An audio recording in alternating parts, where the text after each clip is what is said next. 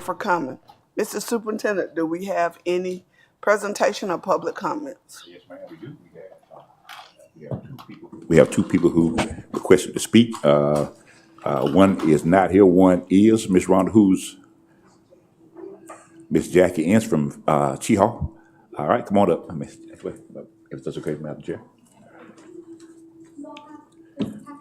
We have it here.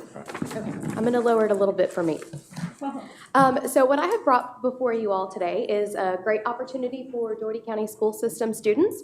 And so I wanted to briefly touch on it and present it with you. And hopefully you all will bless the field trip and maybe help me get it to the students so that they could maybe come on a Saturday. So at Cheehaw Park and Zoo in April on the 17th and 18th, we're going to have the Upland Wildlife Festival. And like I said, you have a number of different things in front of you about the festival. The 17th is a specific school day, so we wanted to make sure that we provided this learning opportunity for schools. So we have about 20 different wildlife and nature-based organizations that will be there set up with different activities and learning station. Everything is very STEM-based and is tied to our native habitats here in Georgia. Then the second information that you have, or one that you have, is one that I would love to be able to send home with students. If we could somehow get it to students, it would be a small quarter sheet because the festival is going to be an opportunity for that Saturday as well, open to the public. The third is the flyer that we're sending home to the public, and you can see on the front of it, again, it's got some of the different opportunities that we have for the students, and then on the back, it's gonna have the more extensive program that we're gonna be having going on, because that Saturday is gonna be a little bit bigger. We're gonna have some of your normal festival activities like live music and a big conservation lecture series that's going to be hosted at the Creekside Center. So the greatest part about this entire ordeal that we're doing is we have priced it so that it is for the public. So it is only for park admission. So for park admission, students would be able to get in and take advantage of all these different opportunities that you see on the sheets. And the very last sheet is a lot more kind of back of the house, detailed sketch of all the different programming that we're going to have going on for all the different days. So it includes all of our reptile presentations, our bird of prey presentations, the layout for the conservation lecture series. And like I said, what I'm really hoping is I'm hoping that you all would be able to bless this for the students to be able to come visit us on that Friday for the special school day, and that we would be able to send some of the information home with the students so that maybe they could come back with their families and enjoy it that next Saturday. Any questions? Any board members have questions? No, I'm excited about it. I'm so happy. I'm glad you all are excited because I'm really excited about this one. So thank you. Well, I asked Ms. Jackie to come before the board so you'll know what we're asking for our kids. And I'm sure Mr. Dyer, staff will get with you to see the best way to get it out to our students. Wonderful. Thank you all so much for your time. Thank you. Thank you.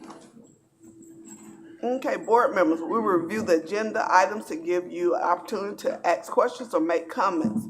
Mr. Superintendent, do we need an executive session? Yes, ma'am. We would like to get one for personnel and student matters. Okay. Board members, do you have any questions about the agenda? Excuse me.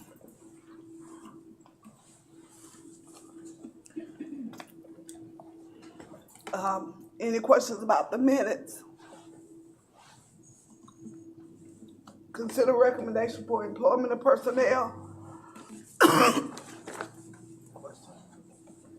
Consideration of recommendation of release of personnel. Any questions about the items from the Building Grounds Committee? Mr. Superintendent, financial report. Yes, ma'am, Madam Chair. As you can see, this is the report ending December 31st, halfway through the year. If you look at our use of fund balance, it is higher than projected. We also have a ending fund balance projected higher than budgeted. We're looking at cost reduction measures as we go through. We've had conversations with Ms. Hatcher. She's worked with her team But this year's budget and next year's budget promises to be tight. As we mentioned, the state health benefit plan increases, particularly for next year. We'll see half of that this year, and it'll be fully implemented next year. That's $24,000 per person per year. So this is where we are at midpoint. As you know, we usually have some cushion, and we budget conservatively. So we anticipate that amount will go down. The use of fund balance will go down before the end of the year, unless there's some expenditure that was not planned for. And I'll discuss that as we go through our legislative updates. That's all I have, Madam Chair. Unless there are any questions. And just to make sure on the legislative update, it will be what we did last week. It'll be on there. Okay. Any questions for Mr. Dyer? Just a quick statement. April 27th, please mark your calendars. We will be doing the 75th anniversary for GSBA. That information will be coming soon. I wanted to put it on the schedule as quick as possible. Because we're getting all Excuse me, Madam Chair, would you kindly repeat that? I'm sorry, let me pull it up. The 75th anniversary for GSBA.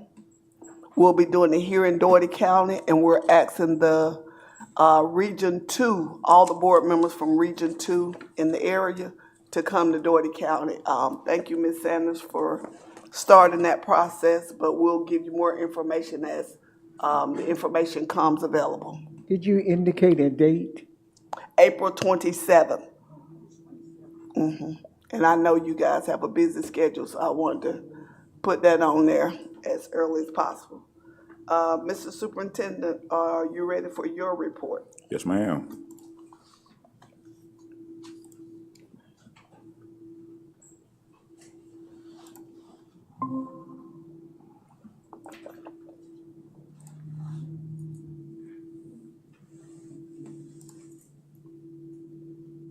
All right.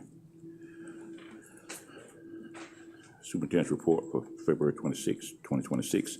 The vision of the Dougherty County School System is that we're a destination school system that in collaboration with families and community partners provides quality educational and social development experiences that empower its graduates to be successful and impactful contributors to society.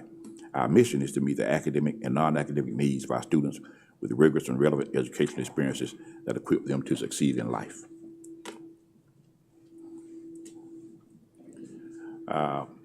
A topic of discussion will be legislative updates. They'll be pretty extensive, and then we'll go celebrations and announcements, and then in the executive session if the board sees fit.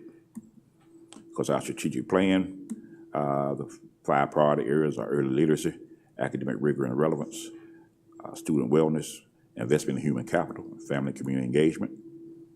The legislative updates, crossover day again is, just as a reminder, is March 26th. That is an important day because if a bill has not passed by one chamber of the Georgia legislature by crossover day, then it cannot be considered for this session.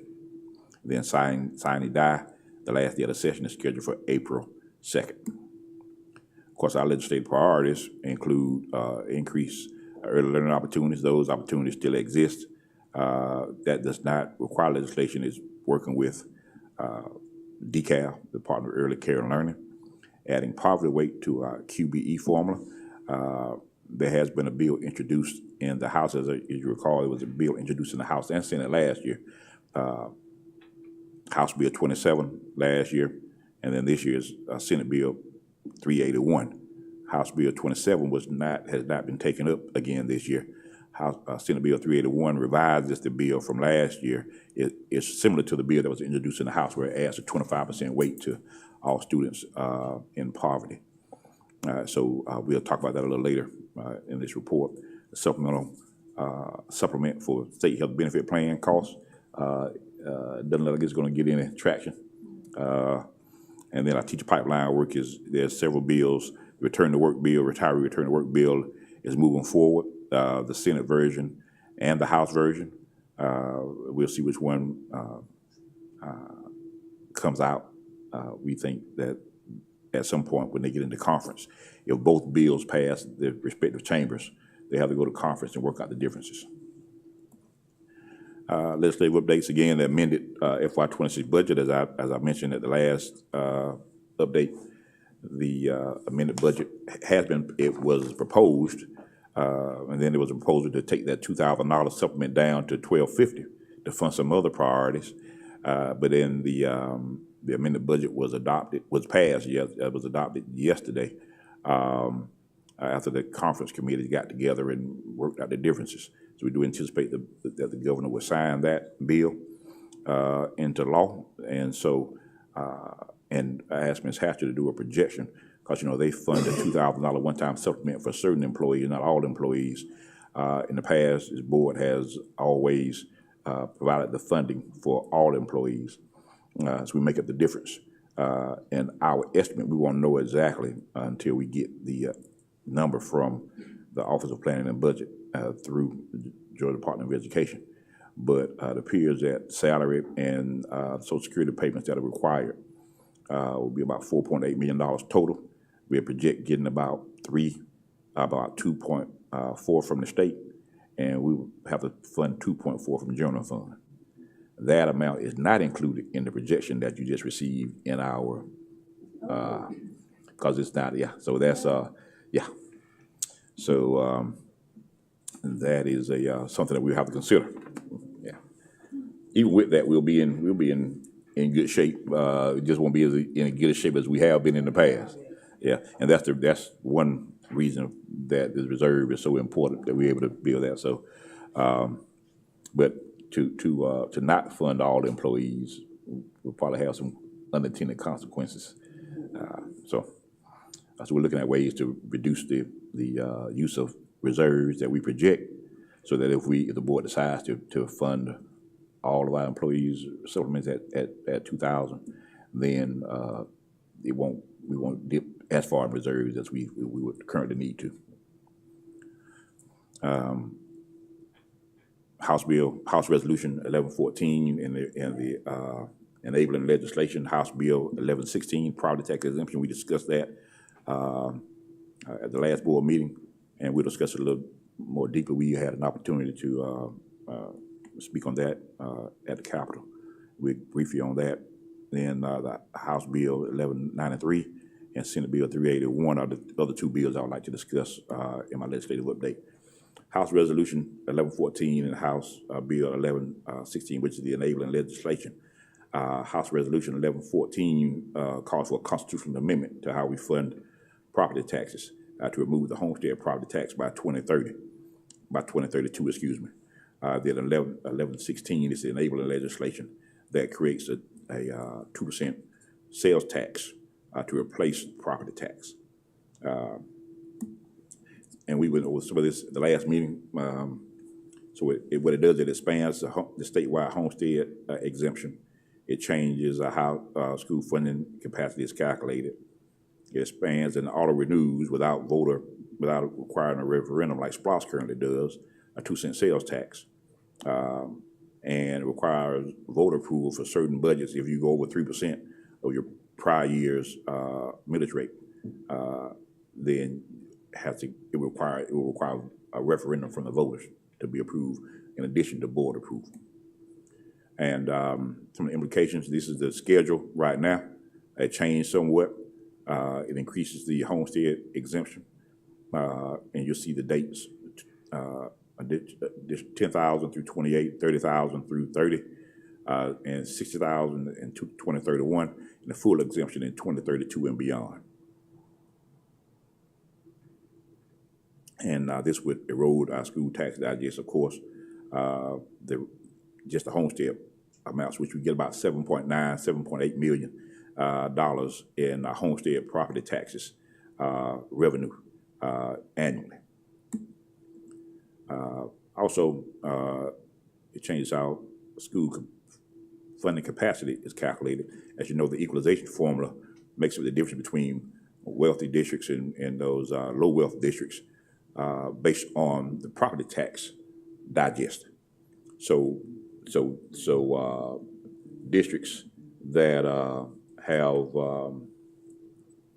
lower than the state average in terms of property tax digest, property wealth, they get an additional amount from the state to get them to the average. Those above the average don't get an equalization. If you remove the homestead property as part of the calculation, it's going to throw that formula off. So the question now is, how will equalization be funded in the future? And and that is not really addressed in the bill. It expands and auto renews the 2-cent sales tax, special sales tax, and it goes every 10 years, and it does not require renewal vote on by the it doesn't require a referendum by the voters. It automatically renews unless the General Assembly acts to terminate the law. And there's no cap on the revenue, although there is currently some restrictions on the revenue. But that has changed a little bit too. I'll go over that with you as well. And this is some of the things we talked about at the last meeting, but things have changed since then. It also requires voter approval, as I mentioned, on certain school budgets. If it increases property tax revenue by 3% or more over the prior year, or it exceeds the rollback rate, then a referendum is required by the voters before the budget is adopted. And the timeline on that is sticky. And so we asked the question, how could that happen when the budget happens so quickly? They will vote at the next available election, and if they vote to not approve it, then you have to make that adjustment in your subsequent year's budget, which is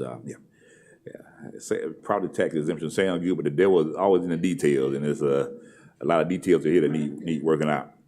And then, of course, we'll no longer be penalized for exemptions that we did not create, the state-funded exemptions, but it does create a greater dependence on the state for funding decisions, reduces our local fiscal flexibility when the need arises, increase political risk in annual budgeting if you have to go through and get the voters to approve that annual budget, and potentially long-term erosion of our local control of our public education finance. Again, because it requires voter approval on every annual budget. Last week, we were invited to testify to the Ways and Means, State Senate Ways and Means Committee hearing February 14th, February 19th, 17th rather. And so we took advantage of that. And these are some of the things, I can provide you with a script if you want it, but I just gave some highlights. So we talked about the strengths of the bill. It glows and grows. As we talked about some of the things we like. It does provide significant relief to homeowners facing rising property tax pressure. I did say that although we rolled the millage rate back 8 consecutive years in Dougherty County, other areas of the state have not been able to do that. And so there is, the property tax pressure is real on some people. And so we applaud the bill is taking a look at that. It fixes a fairness problem on how exemptions are currently counted, because the state requires certain exemptions. But those exemptions still count in our tax digest, they're not taken out. And so that inflates our property value, which reduces our equalization. That is fixed in this bill. They increased since the initial introduction of the bill, they increased the cap for the general fund reserve, from 15% of your expected expenditures to 25%. Now, that 15% has been state law, but it is not at all finding if you're over that. We are over that, because we know that the best practices suggest you have at least 60 days in reserve, and that's closer to 25%. And so we were already close to that amount, but it does adjust state law. And then it addresses a real concern that's frustrated homeowners for years, in terms of some homeowners for years in Georgia, in terms of increasing property taxes, increasing millage rates. Again, not in Dougherty County, because we have not done that, but other areas of the state. But we did have some core concerns: revenue stability and predictability. We operate on fixed schedules. Teacher contracts we have to issue in the spring for the fall, and once we sign those, we're committed to those. We have payroll twice a month now, and our bus routes have to run daily, regardless of fuel prices. And whereas property tax gives us a steady source of revenue and predictable source of funding, because we get that typically in December every year, although this year is going to be a little late. Sales tax comes in every month, and it can fluctuate significantly, particularly in economic downturns. So that will be a big challenge, particularly for those districts that don't have adequate reserves. Then there's a fundamental shift from property tax, which is stable, to a sales tax, which is volatile. And unstable funding makes it harder to hire teachers, plan budgets, and maintain services. These are some of the talking points that we went over. Then the second concern is the sales tax cap issue. There's a constitutional limit on sales tax in Georgia at 9%. Georgia has the state tax, they did 4% out of that 9%. In a lot of communities, you have the E-SPLOST, which is the education sales tax. You have the SPLOST that the city and county share.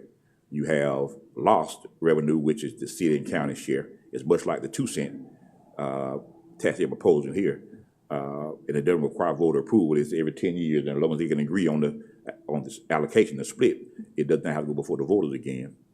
And then a lot of districts not districts, but counties and cities have T-SPLOST, which is to help provide funding for transportation, for roads and bridges. And then for those cities and counties that stay into House Bill 581, they now have what they call the floating local option sales tax, which is FLOST. Now, those are 5 cents that local communities can levy, in addition to the 4 that the state already charges. We're at the constitutional cap of 9. So there's no room to add another penny, according to the Constitution. And this constitutional amendment that's proposed does not increase the cap to 10. So even if the law passes and the constitutional amendment passes, the law cannot be in conflict with the Constitution. And there's no room, and of course, Dougherty County government and the city of Albany, they have a SPLOST, they have a LOST, they have the T-SPLOST, they have the SPLOST, LOST, T-SPLOST, and they also just passed, both board commissions just passed the FLOST, which is the floating local homestead exemption, because they stayed in the 581. School system didn't have the option to issue an extra penny. Cities and counties did. And so that has to go to a referendum for the voters, I think either May and November. FLOST, SPLOST, LOST, FLOST, T-SPLOST, and then our E-SPLOST. It's a lot of OSTs, but it's only 9 available, not 10. And we're at our cap. If that referendum passes the voters, then we're at our constitutional limit of 9.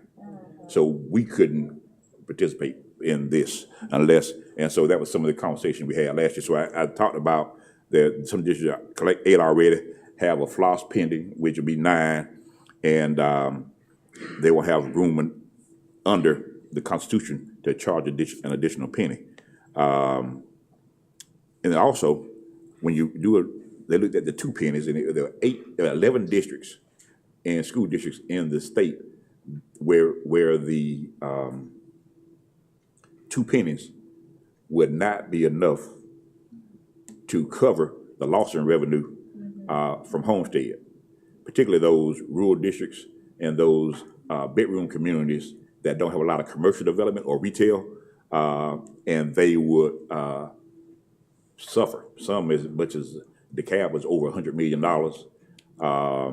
The biggest by percentage would be Harris County. There would be $6.5 million less, because that's a bedroom community of Muskogee, much like Lee is to Albany. But they don't have as very much commercial. They have Callaway Gardens. They don't have a lot of retail. Most people go across the border to shop in Columbus and they go home. So they would have a $6.5 million hole in there. That's the biggest percentage of the budget is less than about $40 million. So we raised those. So even though Dougherty County would be in a positive position, because our E-SPLOST generates about $20 million, our homestead generates slightly less than $8 million. We would have almost a $13 million positive impact potentially. Although there are restrictions associated with how you can use that excess. You couldn't use it to increase your budget. So we without a make whole provision or plan for those districts that'll be underwater. And see, And that's with the 2 cent, if you apply the 2 cent. Most districts already have an E-Splosh. They're collecting a penny for E-Splosh. So they can't, and we'll cap that 2 pennies. We can't charge 2 pennies in addition to E-Splosh. It'll be 2 pennies, and you no longer have an E-Splosh. So if we were to continue our capital program, we would still need that 1 penny to go to a capital. So you would really only have 1 additional penny to offset operations. And we'll be fine. And I mentioned 11 districts will be underwater if they use the 2 pennies. There'll be 81 districts underwater if they apply just that additional penny. For a total of almost $700 million statewide. So there's a big challenge with this. And like I said, the devil is always in the details. And we did talk about the positive parts of the bill. We also talked about the challenges that we saw, so that we, not in an effort to say we shouldn't do it, but in an effort to make sure we make it better, so that if it is enacted, then we could address these concerns that we have already identified. Concern number 3, rural districts face unique challenges. I mentioned that earlier with this, with the bedroom communities. I mentioned Harris County. They don't have enough commercial property and or retail sales to make up the loss in homestead property taxes. And then some of the key questions that we asked: how would districts at or near the 9% sales tax cap get replacement funding? What specific protections will ensure rural districts receive fair funding? And again, I wasn't speaking on behalf of Dougherty County and for that question, but that's a concern statewide. We all serving the same kids; they just live in different zip codes. So I want to make sure we don't unnecessarily handcuff some school systems. Can schools use restricted funds for operational needs like insurance or enrollment growth? I mentioned, they said, I told you Dougherty will have about $13 million more. We're using that 1 cent. Then we would generate about $20 million with additional 1 penny versus $8 million, 7 point some million with the homestead. But the way the legislation reads was that the way it read then was that all of the increase that you get, the excess, the $13 million in excess, we have to go toward reducing the millage rate for non-homestead properties the following year. You could not use it to cover increased operational costs. And I mentioned to them during the hearing that our state health benefit cost has doubled in the last 8 years, from slightly less than $10,000, slightly less than $11,000 a year, to over $24,000 a year. And that's over almost a $5 million impact to our local funding that we cannot address using this bill. How can we, and that's not counting salary increases and other rising costs like fuel and other supplies. So since that time, they've allowed that we could have call it NDOS. I tell you, all these DOS it'll be a reserve that we could use in case we have fluctuations in sales tax, but only to the extent it makes up for the property tax amount. It still can't go toward increased operating costs like enrollment growth or state health benefit plans or anything else. So there's still some work to be done in that. And then the question is, how will equalization funding work after 2032 when the homestead properties are fully exempted, and what happens if sales tax revenue falls short of projections?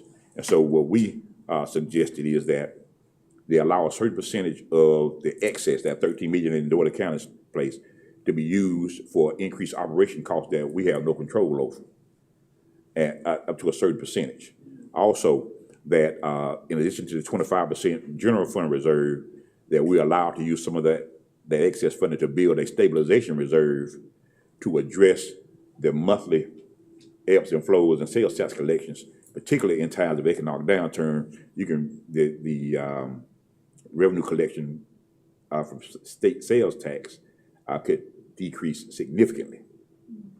And if you remember back in 2009 when we had austerity cuts, the state gets about half of its money from property tax, about half from sales tax. And so, but we got all of our money, local money, from property tax. So then we had a stable source of funding in property tax that stayed the same. But the state did austerity cuts. They reduced our monthly QBE allotment because they received less in sales tax every month. If we relied on sales tax only, then not only would our QBE funding be reduced significantly, our local funding would be reduced significantly in the middle of a school year. So without a stabilization reserve to address things like that, this would be far too risky in my opinion.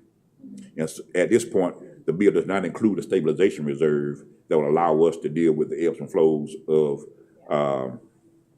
monthly sales tax. And I did say that homeowner property tax relief and educational stability can be achieved together. They're not mutually exclusive. You just have the right safeguards. And I told them I welcome the opportunity to sit at the table with them to assist them in making this bill better. So far, I haven't been invited to the table, but they're still working on it. But I'm pretty sure that someone will receive an invitation, and if not, we're going to share our thoughts anyway. Yes, ma'am. All right. And of course, that was a lot, and I know it's a lot about finance, and I see your eyes glazing. No, I don't want to talk too much about it, but are there any questions? Because this is a consequential piece of legislation. And if it's approved without the proper safeguards, it could have a tremendous impact, negative impact, unintended consequences on local school districts.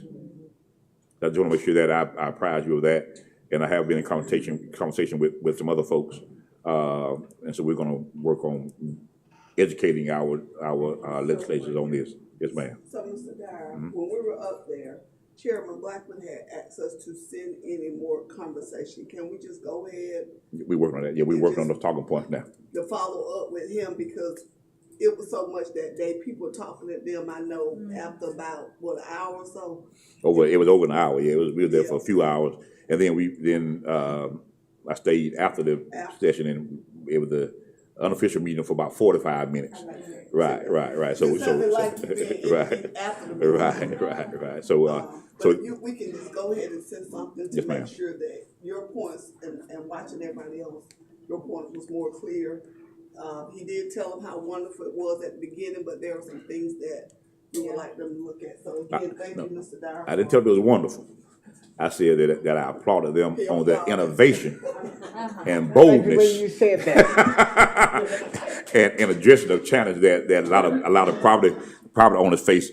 And I said as a homestead property tax, as a homestead property owner, I appreciate the effort to provide relief. While at the same time, as a school superintendent, I understand there are some challenges associated with this that need to be addressed before this bill will be good enough to pass, in my opinion. So I didn't bash it. I did, because the effort is there, and I can appreciate that effort. Just some details need to be worked out, significant details that need to be worked out.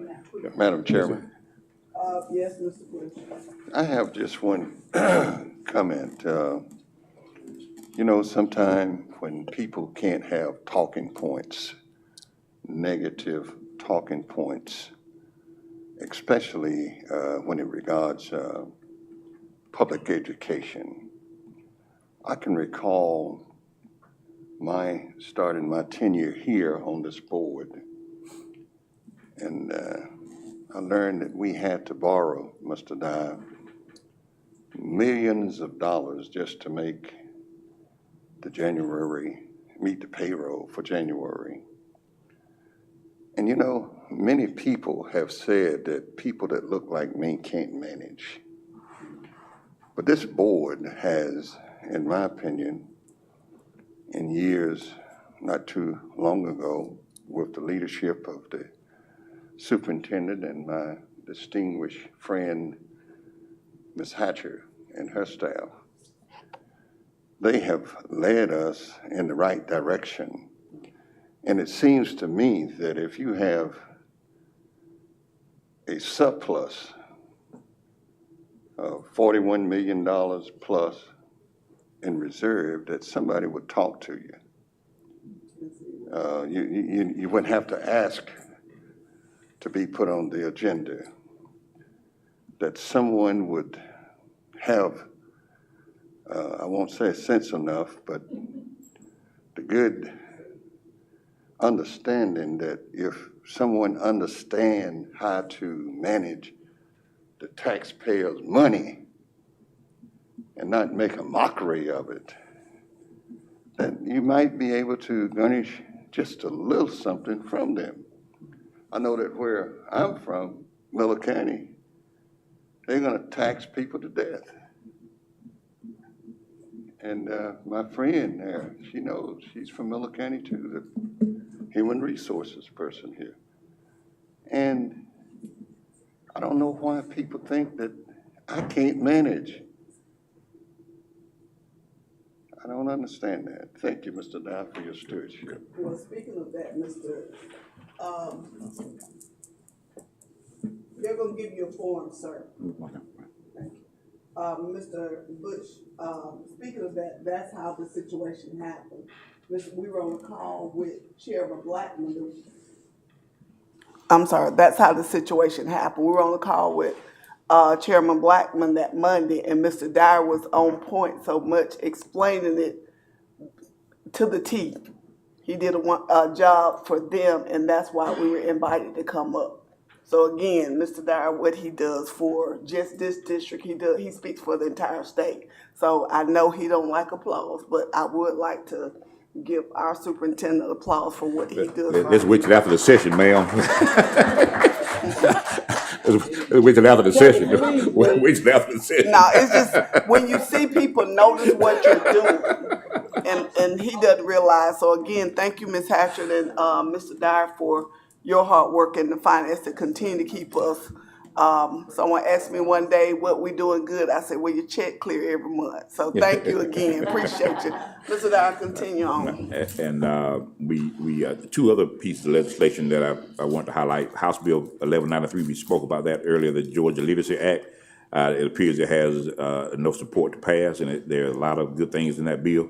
There are some things, again, that probably need to be addressed. One thing it does, it provides for, requires full-day kindergarten for school districts. Some districts do half-day kindergarten, where it requires full-day kindergarten, whole-day kindergarten. Another thing it does, it provides a literacy coaches in every school. Oh, wow. Elementary school for grades K through 3. Now, the initial bill had a full-time literacy coach.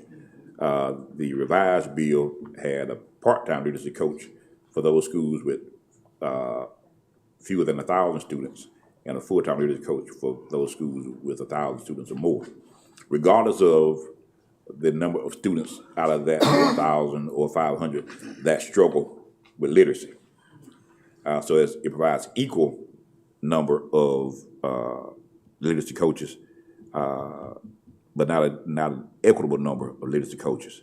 I would suggest that a school with 1,000 students in grades K through 12, and 80% of those students are reading below grade level, would need, let's just say with 500 and 400 of those students read, 80% read below grade level, and you have another school with 500 and 80% read on grade level. I would argue that the school with the 500 students that have 80% reading below grade level would need a full coach, and the other one would need a half a coach, if a coach at all. So that's one thing that we're going to try to address as we get an opportunity to speak to House Bill 1193. The other thing is, as I've spoken, and of course, some bills have an opportunity to be attached to other bills where it makes sense, and sometimes they do it when it even doesn't make sense. But I do think if you're looking at leadership, you look at the schools on the Promise Scholarship back that are in the bottom quartile of achievement based on CCRPI scores. 87% of the schools out of last year's list have a student population where at least 50% of those students come from families that get government assistance. They meet the definition of poverty in the state law. 87%. That's not to say that students in poverty can't learn. They have non-academic barriers that we speak about in our mission statement that impede their ability to learn. Homelessness, food insecurity, lack of access to proper health care. That's why our board has encouraged us and we've moved forward in providing school-based health centers, a school-based mental health grant to provide mental health supports and other things. We've received over $60 million in grants over the last 8.5 years to help support students and those not with those non-academic barriers. But it's like playing a game of whack-a-mole. And so when you have a problem pops up over here at Alice Coachman, and we provide additional resources over here, we divert those resources from another school, and we address the issue. As you can see, Alice Coachman has thrived the last 3 years. But then we have other schools that pop up because they're right on the edge. They need that additional support as well. And when you have, and so what I met with the governor's educational liaison earlier this year, and we made a presentation to our local delegation as well, and talked about the research that shows the impact of poverty on student achievement. We also highlighted that national data, but also Georgia data, like I just mentioned, the Promise Scholarship Act, but also the Governor's Office of Student Achievement shows the same inverse relationship between high poverty and low Lexile scores in terms of literacy. That's on the Governor's Office of Student Achievement website. So we highlighted that data as well. And so those are not just coincidences. The research shows, the evidence shows that students in poverty need additional supports in order to help them be able to learn. And a lot of those supports are not classroom supports. They're things outside the classroom, wraparound supports, as we call them. And so what I'm going to advocate, if Senate Bill 381 does not move forward, we're going to look to present when they have a hearing on House Bill 1193 to talk about combining those two. Because if we really want to impact literacy, it's not going to be a half an instructional coach for a school with 400 kids that need support. It's going to be also providing wraparound supports in the state budget. So we have a steady source of funding that we can use to provide the resources to help support our students and their wraparound support needs. Because although we've done a good job in getting grants, when those grant funds run out, those services have to stop. And when you have, we talk about the impact of poverty on student achievement. We also talk about the impact of concentrated poverty on schools and school districts. When you Jimmy Whitaker is a friend of mine. She's a friend of mine. She's an excellent superintendent. She lives in the city schools of Decatur. She's the superintendent there. And I use them because they have one of the highest per capita incomes of any school district in the state of Georgia. They're always in the top 5, usually at number 1. And when you have about 10 to 15% of students who are economically disadvantaged, you can take resources and divert those resources and provide support for 10 to 15% of your student population. In Dougherty County, 69.06% of our students come from families that get government assistance. And you can't divert resources from 1/3 to support 2/3. The resources are just not there. It's not in our funding formula. So we've written the grants and we're able to do it. But again, those are not stable sources of funding. And that's what leads us to playing the game of whack-a-mole. We'll take the resources and put them here, and we'll get the problem addressed here, then the problem pops up over here. Because the issue is there are not enough resources to properly address the challenges systemically, system-wide. We'll say system-wide. So adding a stable source of funding, like we did for safety and our QBE, will go a long way to not only literacy improvement, but academic achievement overall. And if you look at educational attainment and personal income, there's a direct correlation between high academic achievement and high personal income, low academic achievement and low income. And so if we want to address literacy, we want to address student achievement in our lowest performing schools in the lowest performing quartile. If you want to address the cycle of poverty that some of our citizens are trapped in, it starts with education. And even before then, it starts with adequately funding education to meet the needs of those students who require the additional supports that we know they need. Research shows they need, and the data show they need. We have to put our money where the students are and where the needs are. And that's the message that we're going to take to the Capitol as we discussed House Bill 1193 and the potential merging of that with Senate Bill 381. That's the approach that we plan on taking, unless the board directs me to do otherwise. Go with that passion. We okay. Yeah, you see, I'm trying to hold back up here. Thank you again, Madam sir, Chair. for your passion for what you do. Go ahead. I was one of those kids. I was on free and reduced lunch my entire K through 12 career. I was born to a single mother. All the stats say I'm not supposed to be doing what I'm doing, Mr. Superintendent. but Mr. the Dye was stats a- don't tell the story. Mr. Dye was a presidential scholar at Albany State. Isn't that something? You got me. I know Ms. Hudley's got something to Miss, say. I Mr. think Bush, we have a. Ms. Hutley had the floor. Thank you. Sorry, I do apologize. Ms. Hutley. Thank you. Mr. Superintendent, I want to thank you for all of that information because you have provided for me the substance of the letter that I will write to my representative and my senator. Yes, ma'am. Thank you kindly. Thank you. Do apologize. Mr. Bush? Yes, I just want to point out what Mr. Dye just stated.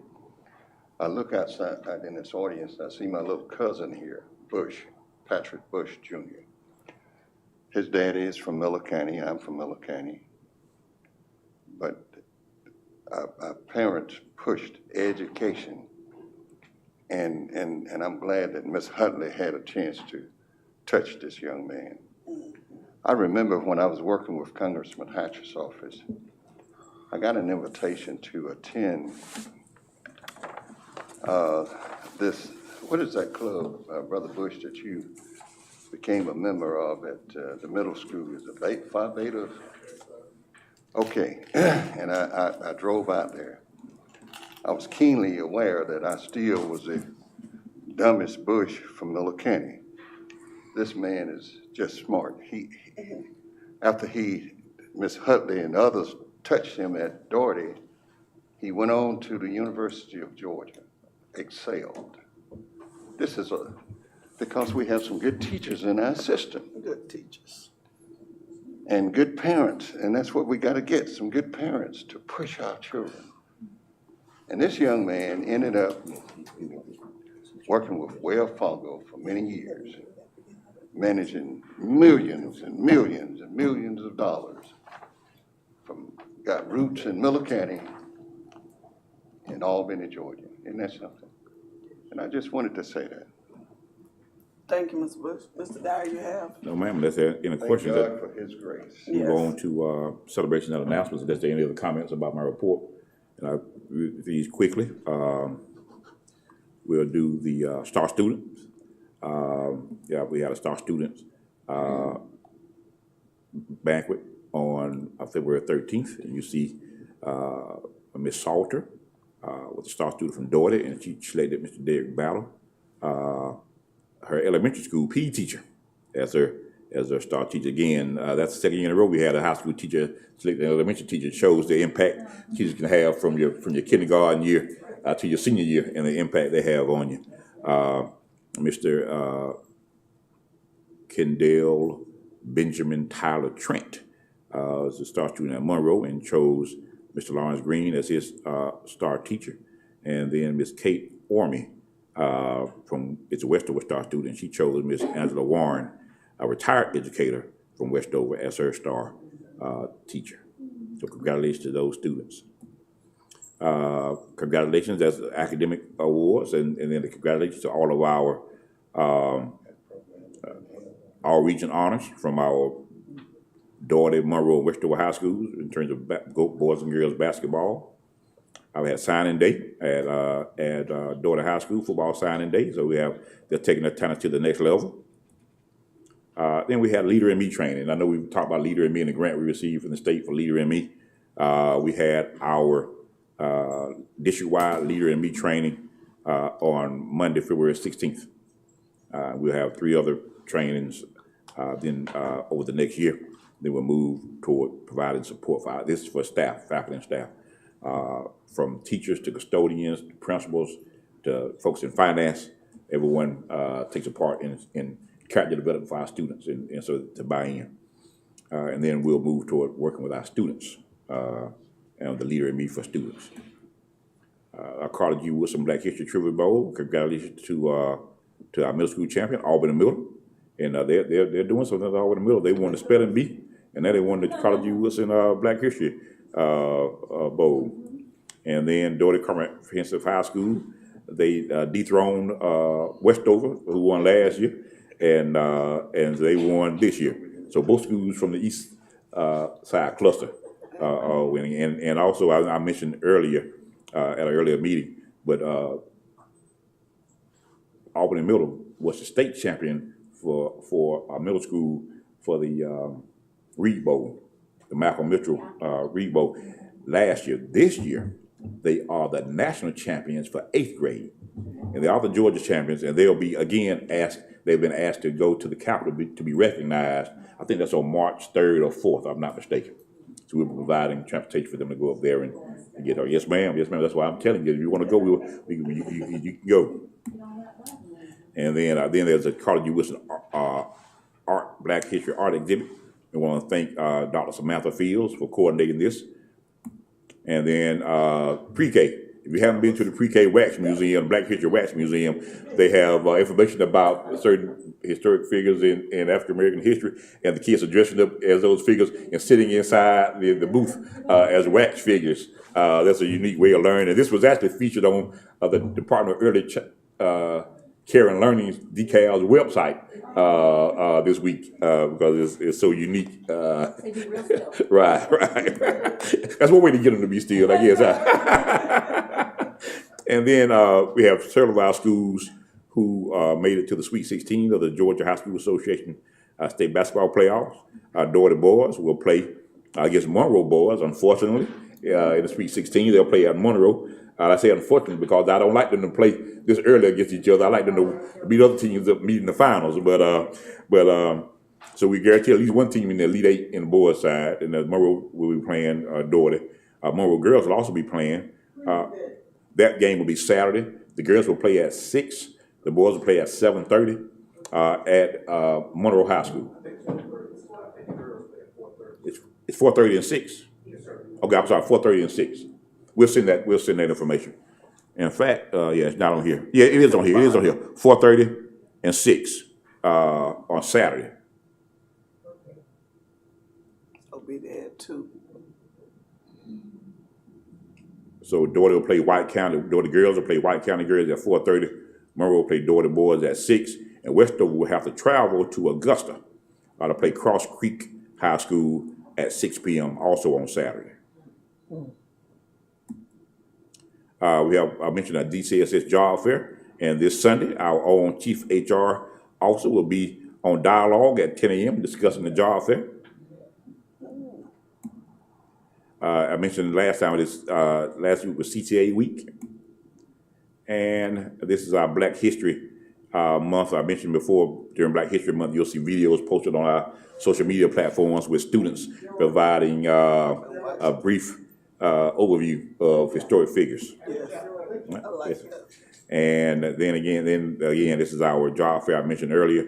It'll be held. It's scheduled for March 14th from 10 a.m. to noon at the Albany Civic Center. Are there any questions about the celebrations and announcements or any other part of my report? Any questions, Superintendent? Hearing none, Mr. Superintendent? If not, then I would request that the board consider an executive session to discuss personnel and student matters, and I do anticipate action after the executive session. Okay, well, that would be my next question. May I get a motion to go into executive session for student matters and personnel?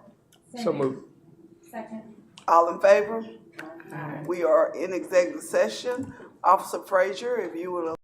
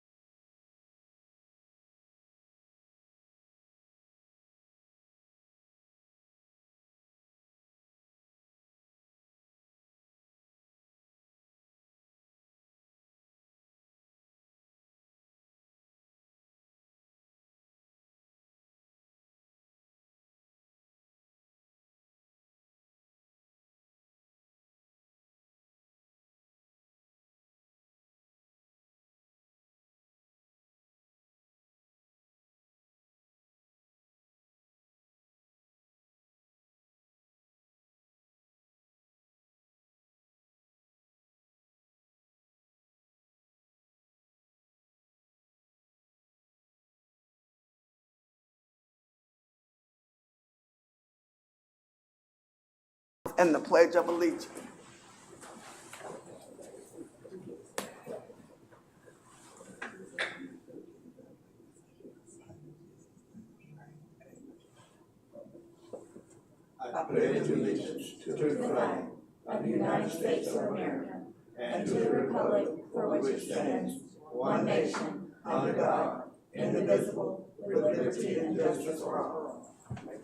Thank you. Mr. Superintendent, do we have any public comments or presentations? Yes, ma'am. We have Mr. Perry Ford. And just to ensure, thank you, Mr. Ford, for coming. I think you got 5 minutes. I won't take much of your time. To the illustrious board, everyone here, Albanians, friends, Roman countrymen, lend me your ears. Oh, I got that from Shea. I don't need the mic. Thank you such a Yeah, because the people online will be able to hear you. So the people online will be able to hear you. Hello, people online. I hope you can hear me clearly. I come in support of the school board. There's an event that the city of Albany is allowing me to have on March 28th. We're titling it the Block Party. This is something that we're going to do. Well, my company and I are trying to do something to just boost economic impact, add to citizen retention, and we're doing this through students. We believe that students is the first way to leave an impression on the city. On this block party, we're gonna have multiple events from 8 in the morning to about 7:30 at night, 8 at night. And it's just something to bring the citizens out. I don't know if y'all know the name of this park over here. It's Gordatowski. It might be Gordatowski. I'm not really sure how to pronounce it either. Gordatowski. Gordatowski. I need a spell check, so please forgive my degree in math, not English. But at any rate, I would like to get the support of the school board because at 9 a.m. we're gonna host a 5K. At 10:30, we're gonna have a kids' day. It's called Play, Run, and Yell Day. And the kicker about that is every time I blow the whistle, we're just gonna tell the kids to scream. So they can just have an outlet to get some of that energy out. But the reason that I'm asking for your support is because we're offering a part of this to students in wheelchairs. Typically, students in wheelchairs don't have an opportunity to participate in athletic events or the field days. So that's why I wanna get your support and see if I can speak to some of those classes or just give a flyer to those classes that have students in the wheelchairs because I feel pretty confident in getting the support of the community. I think I'm a big deal in Albany. I think I've seen some of y'all around. So y'all please forgive me because I'm kind of shy. But at any rate, we're just trying to do something for the community because I've heard a lot about how school-age students don't have events to do downtown. And so I'm all about economic impact. And just having that foot traffic downtown, just bring more attention to the businesses, attention to the municipal buildings, and just the cool stuff. I live at the Flats, and that's a beautiful building. So if y'all have a space that y'all need to live, I invite y'all to come be my neighbor. But at any rate, if y'all can give me permission, I would like to go into the school systems and just see if I can get some of the students to participate. I don't know how much time I got left, so I'm gonna tell y'all about the. You have 2 minutes and 34 seconds. Noise. All right, so first the 5K is gonna be just going straight up Washington, taking a left on 6th Street, going straight down Jackson, and it's gonna be about 3 miles, not the 3.12 miles that it should be, but that's the closest I can get. And plus, I want everything to stay downtown. You'll be able to see the construction going down on Broad, going past Phoebe. The Flint River Trail. So I just wanted to get things that are already happening in Albany. The Play Run and Yale Day, there's gonna be 4 events. Now there are prices involved and I would love to share that with y'all later on. I just wanna give y'all the outlook. There's gonna be a water balloon toss, spins and straight. I don't know if y'all ever seen the game where you spin around on your head like a baseball bat and then run straight. So they're gonna be kind of dizzy. That should be fun as well. There's gonna be a 20-yard dash and the water balloon toss. All of these are events that children and students in wheelchairs can participate in, children with disabilities can participate in, and everything's gonna be modified based on the disability, whether it's mental or physical. And forgive me because I don't know the politically correct term, but like all the other students or the non-disabled students or whatever normal is, but regular kids and non-regular kids, everybody can participate.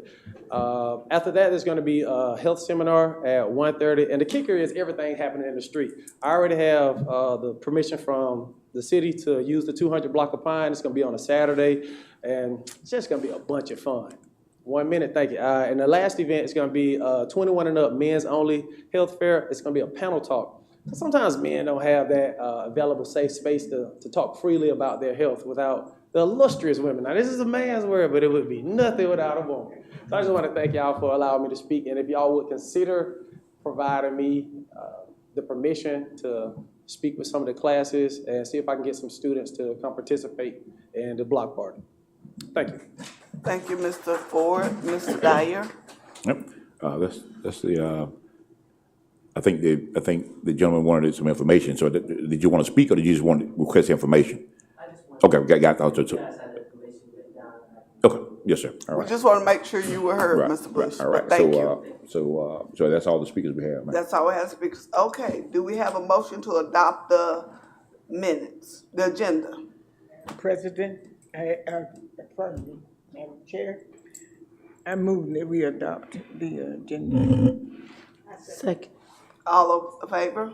Aye. All approve? All opposed? Approval of the minutes. May I get a motion for approval of the minutes held on February 9th, 2026? So moved. Second. All in favor? Aye. All opposed? Okay. I can enter a motion to approve the consent agenda items 2 through 5 with the addendum 2A. 2A. So moved. Second. All in favor? Aye. All Aye. opposed? Okay, do we have any announcements, Mr. Superintendent, or from any of the board members? No, ma'am, just remember about the basketball games, Saturday, at Monroe, unless you want to go to Augusta and watch Westover. And seriously, if you want to, go to the Capitol, we can make arrangements for you to go to the Capitol to accompany Albany Middle as they go get recognized for being the national champions for 8th grade for the Reed Bowl. It's in the morning. I don't know. They'll go up in the morning and come back that afternoon. We'll let you know if you want to go. Ask Miss Rhonda, and we have an email that we can provide you information. And what day is that on the? I think it's the 3rd or the 4th. Third and fourth, okay, I won't be able to. It's the 3rd or 4th. Okay, so Ms. Rhonda will be sending out Right. a message to. Right. Tuesday, I think it's the 4th. And she will send an email out. Tuesday's the so please 3rd. No, respond back. I'm sorry. Tuesday is the 3rd. It's the 3rd or the 4th. I can't remember. All right, we'll see. So check your emails. Ms. Rhonda will be sending out email. Do we have any other business to address? If not, may I enter a motion to adjourn? Can I get a? Madam Chair, I move that we I second the motion. All in favor? Aye. All opposed? Meeting adjourned. Thank you.